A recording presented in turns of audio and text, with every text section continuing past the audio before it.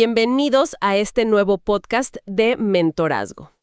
Resulta increíble, la verdad, pensar que una entidad gubernamental le entregó a un individuo 64 razones detalladas y por escrito de por qué su proyecto era técnica y legalmente imposible. Es una locura si lo piensas. Totalmente. Y, como si fuera poco, 52 bancos de inversión le cerraron la puerta en la cara, argumentando que su idea era una locura sin precedentes. Ajá. Pero hoy, ese mismo individuo factura $50 millones al año, monopolizando un ícono arquitectónico que ni siquiera le pertenece. ¡Wow! Eso es resiliencia pura. Exacto. Hoy vamos a desglosar el verdadero ADN de la revolución emprendedora en el siglo XXI, observando cómo la mentalidad, la cultura y la educación se entrelazan para crear gigantes corporativos o, por el contrario, asfixiarlos. Claro, hay una cantidad enorme de valor estratégico aquí para quienes buscan liderar en un entorno complejo. Bien, analicemos esto a fondo y comencemos por el principio. ¿Quién es exactamente este individuo que está en el centro de la arena comercial? Es el punto de partida esencial, porque antes de hablar de flujos de capital, o tasas de interés o penetración de mercado, se requiere entender la psicología de la persona que asume el riesgo. Claro, el factor humano. Exactamente. Y la visión más realista de este perfil no pinta a un ejecutivo de traje inmaculado, sino a los verdaderos hacedores. Son individuos que están literalmente manchados de tierra, de polvo, sangre y sudor. Los que están en la trinchera, digamos. Sí, el emprendedor moderno es un catalizador agresivo del cambio. Y algo fundamental, es alguien que fracasa de manera rutinaria. Que eso a muchos les aterra.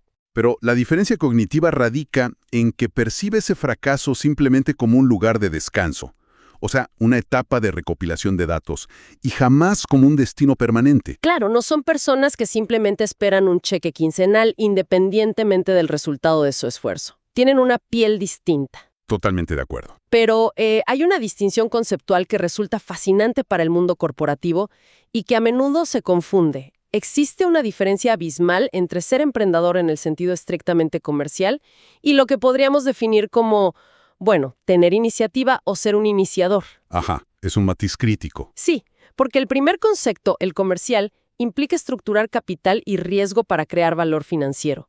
Pero la iniciativa, el ser un iniciador, es imaginación aplicada. Exacto. Es la diferencia entre un modelo de negocio y un modelo mental. Tal cual. Significa que alguien puede ser espectacularmente innovador siendo arquitecto, zoólogo o dirigiendo un departamento de recursos humanos dentro de una multinacional, sin haber fundado jamás una empresa propia. Sí, y si conectamos esto con el panorama general, la economía global entera ha logrado revitalizarse precisamente gracias a la combinación de ambos perfiles. Es el motor actual. Claro, el modelo de la libre empresa hoy en día no es solo una máquina de acumular capital. Se ha posicionado como la vía más efectiva a nivel mundial para el desarrollo económico a gran escala y el alivio de la pobreza. Y eso se ve clarísimo en ciertas regiones. Exacto. Si observamos economías hiperdinámicas en la región de Asia-Pacífico, su motor absoluto es el ahorro primado, la inversión de riesgo y, sobre todo, esa iniciativa constante que empuja a la sociedad hacia adelante. Pensándolo bien, la analogía perfecta para el rol comercial de este individuo es ver al emprendedor como el director de una orquesta sinfónica. Me gusta esa imagen. Sí, porque un director no necesita ser el mejor violinista ni saber tocar el oboe o la percusión. Su verdadero talento es equilibrar habilidades dispares, egos complejos y recursos que siempre son limitados. Y logran que todo suene de manera cohesiva. Exactamente. O, si nos vamos a un extremo un poco más agresivo, operan como pilotos de combate. Tienen que tomar decisiones que alteran el rumbo de la compañía en fracciones de segundo. Calculando el riesgo mientras empujan los límites de la velocidad. Son metáforas muy precisas porque capturan ese caos controlado en el que operan. Sí, un caos de todos los días. Pero bueno, cuando dejamos la psicología de este piloto de combate y observamos los fríos números de la macroeconomía, la realidad nos da un golpe de perspectiva. Los datos duros. Sí, porque el impacto que generan no es para nada uniforme. Y aquí es donde las estadísticas arrojan una luz muy reveladora sobre cómo funciona verdaderamente el ecosistema de los negocios. Y los datos son contundentes, la verdad. Existe una correlación inversa casi matemática entre las altas tasas de creación de negocios y el desempleo nacional. Ajá. Y la región de Asia-Pacífico ofrece el laboratorio perfecto para observar esto. Por un lado, tenemos a Tailandia. Tailandia registra una tasa impresionante de inicio de nuevos negocios. Estamos hablando de un 20.7% de su población activa que está emprendiendo. Es un número enorme. Lo es. Y en consecuencia, su desempleo es de un minúsculo 1.9%. Se respira dinamismo, o sea, en cada esquina. Claro, el contraste es brutal si lo comparas con otras potencias. Sí. En el otro extremo está Japón. Una superpotencia económica, sin duda, pero con un ecosistema de nuevos negocios completamente letárgico. Apenas un 2.2% de tasa de inicio. ¡Wow! Y esto contribuye a un desempleo que alcanza el 4.7%, una cifra alta para sus estándares históricos. Y ese contraste visualiza perfectamente el motor de una nación. Pero, ojo, porque la estadística esconde una trampa enorme para los líderes corporativos y quienes toman decisiones. ¿A qué te refieres con trampa? Pues es cierto que a nivel global un porcentaje considerable de la población adulta inicia negocios, alrededor del 8 o 9%. Pero la verdadera revelación, el dato que cambia el juego por completo, es que apenas el 1 o 2% de esa población logra crear empresas de alto crecimiento. Ah, claro. Y para que quede súper claro, el alto crecimiento se define con una métrica muy específica.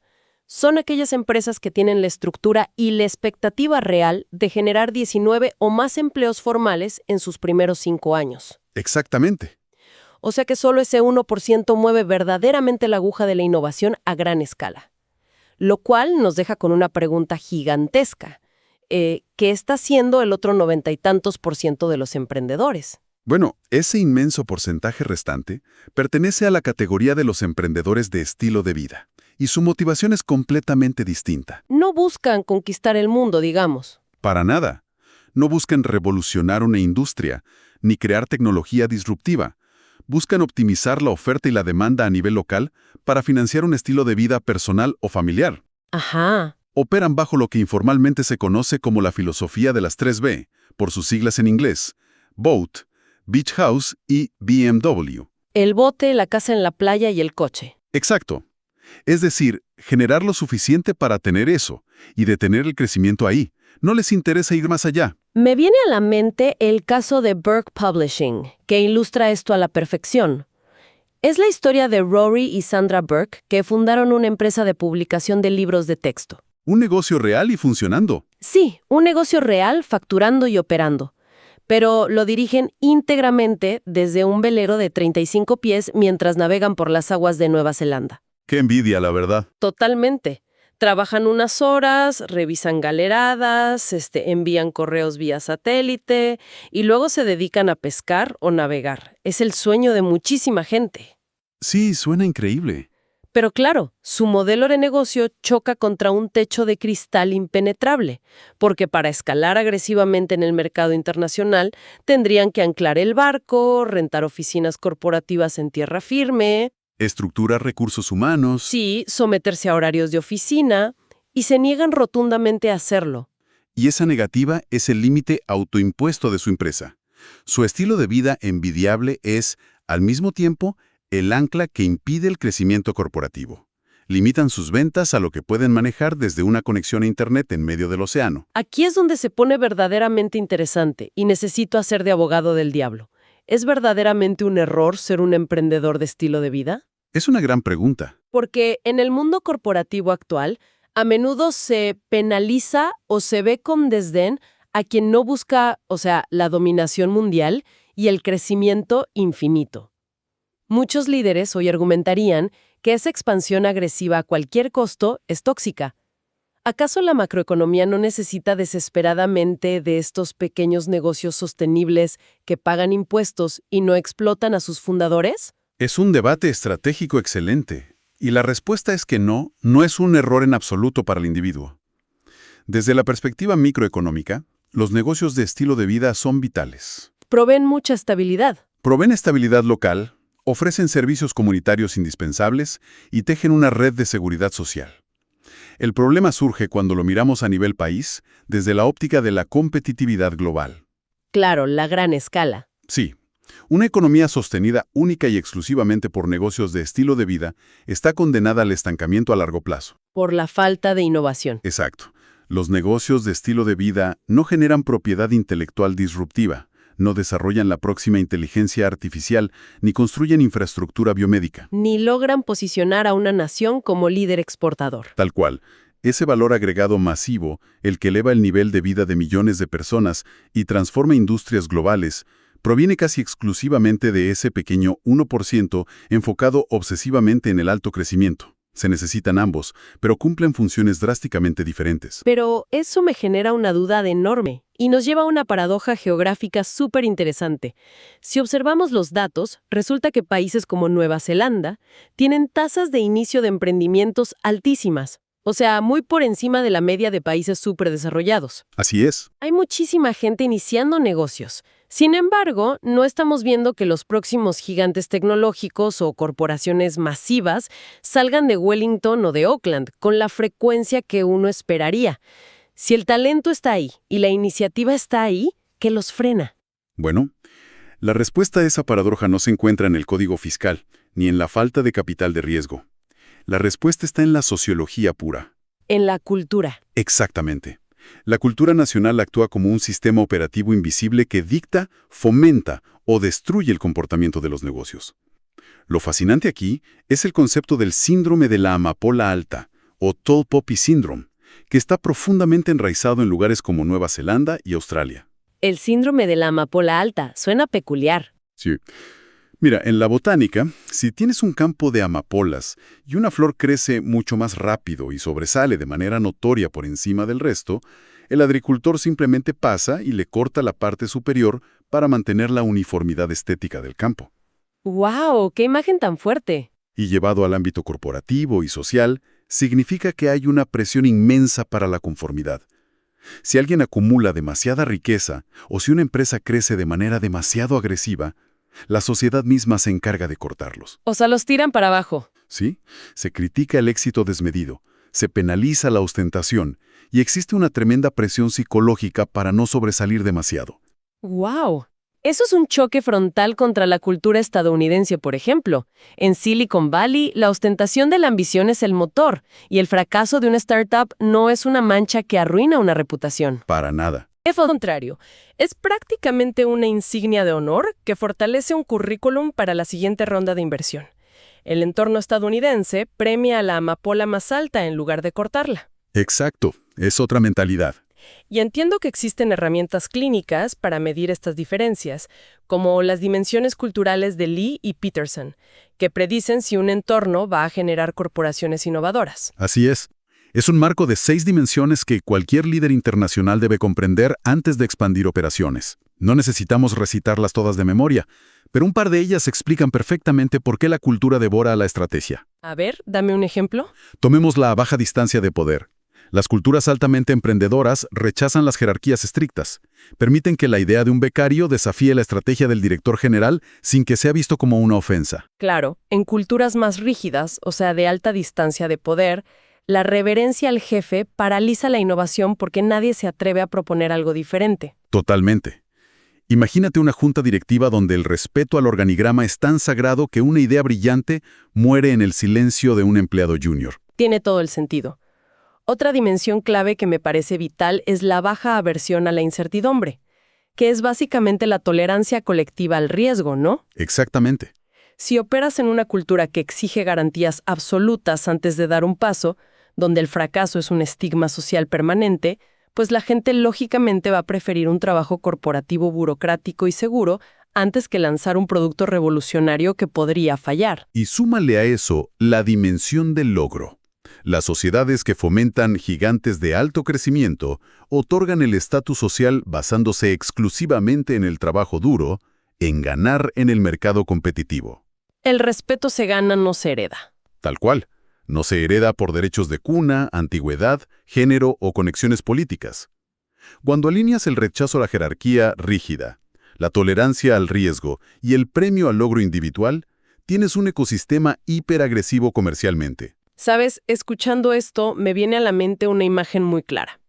Es como si el talento humano, el emprendedor con potencial de alto crecimiento, fuera una semilla con un ADN genético impecable, Me gusta por dónde vas. pero la cultura de su nación o de su empresa es la tierra en la que se planta. Si tomas la semilla de lo que podría ser un roble gigantesco y la plantas en una tierra cultural que padece el síndrome de la amapola alta, Una tierra diseñada para podar automáticamente cualquier brote que sobresalga. exacto, simplemente la vas a asfixiar. Esa semilla terminará convirtiéndose en un arbusto promedio. La tierra determina irremediablemente el límite del crecimiento. Es una analogía magistral, de verdad. Y entender la calidad de esa tierra cultural es el paso previo y obligatorio para dominar la habilidad suprema de los negocios, o sea, el reconocimiento de oportunidades. Totalmente. Porque una mente moldeada por una cultura que permite el riesgo, desarrolla un instinto casi depredador para encontrar oportunidades inmensamente lucrativas justo en los lugares donde las mentes burocráticas solo ven obstáculos infranqueables o imposibilidades legales. Y esto nos lleva directamente a la historia que mencionamos al inicio. Porque si queremos ilustrar qué significa ver una oportunidad en medio del caos burocrático, tenemos que analizar con lupa el caso de Paul Cave y su empresa, Bridgeclimb, en Sydney. Una historia fantástica. Es una clase maestra de tenacidad estratégica que desafía toda lógica corporativa tradicional. Es el ejemplo perfecto de la fricción brutal que existe entre la innovación pura y el análisis institucional. Cave tuvo una visión que sonaba absurda: cobrarle dinero a la gente para que se pusiera un arnés y escalara físicamente el puente de la bahía de Sydney. Una infraestructura pública monumental. Exacto. Y durante toda una década se enfrentó a un rechazo institucional sistemático. El gobierno le presentó formalmente 64 razones exhaustivas por las que el proyecto era inviable. 64. Hablaban de seguridad vial, riesgo de caída de objetos sobre los autos, seguros de responsabilidad civil incalculables, mantenimiento. Un muro de contención burocrático absoluto. Totalmente. Pero lo que a mí me vuela la cabeza no es el rechazo del gobierno. Eso es esperable. Lo que me resulta increíble es el rechazo del sector financiero. Caude necesitaba levantar $12 millones para iniciar operaciones y diseñar los sistemas de seguridad. Realizó presentaciones formales ante 52 bancos de inversión. Ajá. Y los 52 le dijeron que no. ¿Y por qué le decían que no? Porque cuando un banquero de inversión tradicional analiza un proyecto, busca precedentes. Claro, necesitan históricos. Si buscan un histórico de flujos de caja, garantías tangibles, evaluar negocios similares en otros mercados. Y el modelo de Bridgeclimb carecía de precedentes históricos. Nadie había comercializado la estructura superior de un puente nacional a esa escala. Era algo nunca antes visto. Para los bancos, un riesgo incalculable sin datos históricos es un rechazo automático. 52 veces escuchar la palabra no. Y sin embargo, Cave perseveró hasta que encontró un inversionista de mentalidad emprendedora que entendió el concepto y, según cuentan, decidió financiarlo en los primeros 60 segundos de la presentación. Increíble. Y los resultados son asombrosos. Hoy, Bridgeclimb opera con una precisión militar, subiendo a más de 300,000 personas al año y generando ingresos anuales de $50 millones. Y la verdadera genialidad estratégica no es la logística, es que logró obtener un monopolio comercial sobre un activo gigantesco de alcance mundial que él no tuvo que construir ni tiene que mantener. Monopolizar un ícono ajeno. Es brillante. Además, al operar en un monumento de esa magnitud, Cave desbloqueó un nivel de publicidad global gratuita que ninguna empresa emergente podría comprar jamás. Ah, claro, las Olimpiadas. Exactamente. Durante los Juegos Olímpicos del año 2000 en Sydney, miles de periodistas internacionales, buscando la mejor vista de la ciudad, escalaron el puente y transmitieron desde allí. Se estima que generaron un impacto mediático que alcanzó a 2.500 millones de personas en todo el planeta. ¡Wow! Y no gastó un centavo en pauta tradicional. Cero. Su filosofía operativa lo resume todo: hacer que nuestros clientes se conviertan en héroes de sí mismos. Quien sube al puente, baja con una fotografía épica que mostrará a sus amigos por el resto de su vida, convirtiéndose en el vendedor más persuasivo de la empresa. Sé famoso por una sola cosa y ejecútalo a la perfección. Es fascinante. Pero a ver, analicemos la ceguera de esos 52 bancos. Me doy cuenta de que el análisis financiero tradicional y la burocracia operan exactamente como el espejo retrovisor de un automóvil. Muy buena forma de verlo. ¿Sí? Son herramientas indispensables, sí, pero están diseñadas exclusivamente para mirar hacia atrás, para medir el valor basándose en lo que ya ocurrió, en el pasado. En contraste, la mente emprendedora, o sea, el iniciador, opera como un telescopio.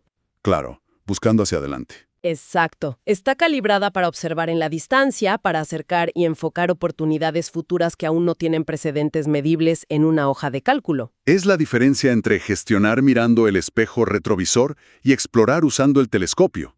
Y esa analogía plantea un debate ineludible que está fracturando el mundo académico actual. A ver, cuéntame de eso. Bueno, si sabemos que esta visión telescópica es, sin lugar a dudas, el activo más valioso para la creación de verdadera riqueza corporativa en nuestro siglo, ¿es posible enseñar esa habilidad? ¿Se puede meter el telescopio dentro de las 4 paredes de un aula universitaria tradicional? Esa es la gran pregunta. Los datos sugieren que las universidades lo están intentando desesperadamente. La educación emprendedora ha tenido un crecimiento explosivo. Hace un par de décadas apenas existían unos 20 programas académicos formales sobre el tema. Hoy superan los 1,600. Es un salto masivo. Sí, sin embargo, cuando miramos las estadísticas de quienes terminan trabajando de manera verdaderamente autónoma e independiente, los números rompen todos los paradigmas tradicionales. Así es. Resulta que las tasas de trabajo autónomo son espectacularmente altas en profesiones que no tienen nada que ver con los negocios. ¿Ah, sí? Sí, el 50% de los artistas y fotógrafos y el 33% de los escritores operan de manera independiente. Se ganan la vida bajo sus propias reglas y enfrentando el mercado. ¡Wow! En contraste, si miramos profesiones formadas en facultades de negocios, solo el 10% de los contadores y apenas un 11% de los economistas son autónomos. Es súper revelador. La evidencia indica claramente que las mentes que abrazan el riesgo y el pensamiento divergente florecen mucho más a menudo fuera de las escuelas de administración. Pero, ¿por qué sucede esto? O sea, ¿por qué los que estudian cómo funciona el dinero son los menos propensos a arriesgarlo? Porque es el resultado lógico de un choque de paradigmas. Académicos e investigadores prominentes como David Birch y Kevin Hindle han lanzado una crítica mordaz contra el sistema. ¿Qué argumentan ellos? Ellos argumentan que el ADN mismo de una escuela de negocios tradicional está estructurado para enseñar cumplimiento, control, mitigación estricta de riesgos y respeto a los procesos auditables. En esencia, entrenan a las personas para ser empleados altamente eficientes dentro de la corporación que alguien más fundó. O sea, todo lo opuesto. Exacto. El emprendimiento requiere la habilidad de tolerar el caos, de ignorar temporalmente las reglas establecidas para crear algo nuevo. Entonces, ¿qué significa todo esto? Para quienes buscan liderar equipos hacia la verdadera innovación, la advertencia es clarísima. Intentar enseñar o incluso gestionar la innovación disruptiva dentro de una empresa utilizando exclusivamente las estrictas reglas del control contable es el equivalente exacto a intentar enseñar a pintar una obra maestra de arte utilizando únicamente una hoja de cálculo de Excel. ¡Qué excelente metáfora! Es que es la herramienta equivocada para el propósito. Los parámetros de control excesivo y el castigo al error destruyen la experimentación necesaria para que nazca el crecimiento. Y la innovación, por definición, es desordenada al principio. Y esto plantea una pregunta importante y muy incómoda para la academia. ¿Debería siquiera intentarse enseñar el emprendimiento dentro de las rígidas estructuras de una facultad de negocios? Pareciera que no tiene sentido. Exacto. Evaluar a un futuro Paul Cape con exámenes estandarizados y exigirle planes de negocio hipotéticos que muestren retornos lineales y predecibles es absurdo. La innovación salvaje requiere su propio ecosistema educativo, uno que premie la creatividad y el fracaso rápido por encima del simple cumplimiento normativo. Lo cual nos deja con un pensamiento final, una provocación directa para quienes nos escuchan hoy y tienen la responsabilidad de liderar organizaciones. Si ahora sabemos que la cultura nacional, con trampas como el síndrome de la amapola alta, dicta el éxito o fracaso del talento, y entendemos que las estructuras corporativas tradicionales ahogan la visión divergente, el verdadero desafío de liderazgo es casi titánico. Totalmente. La pregunta ¿es posible, como líder ejecutivo, aislar a su equipo del entorno exterior y crear una microcultura emprendedora dentro de su propia empresa? Una burbuja de innovación. Exacto. Una burbuja donde se celebre el riesgo, donde no se castigue el fracaso y donde el telescopio importe más que el espejo retrovisor. Incluso si esa microcultura desafía por completo las normas burocráticas del país o de la industria en la que operan. Es un reto monumental. Lo es, pero muy probablemente sea la única manera de construir las empresas que dominarán el futuro. Suscríbete y dale like para que recibas notificaciones de nuestros aportes de conocimiento para emprendedores. Mentorazgo. Crece, inspira y lidera.